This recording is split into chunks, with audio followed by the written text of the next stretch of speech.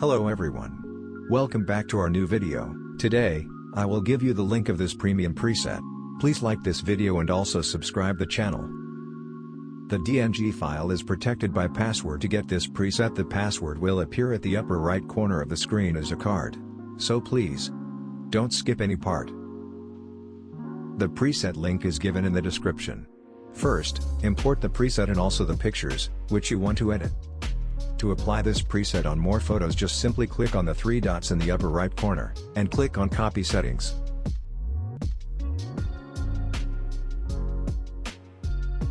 Now, open another photo and again click on the three dots and then click on Paste Settings. And boom! This is the result. Here are some example photos before and after using this filter.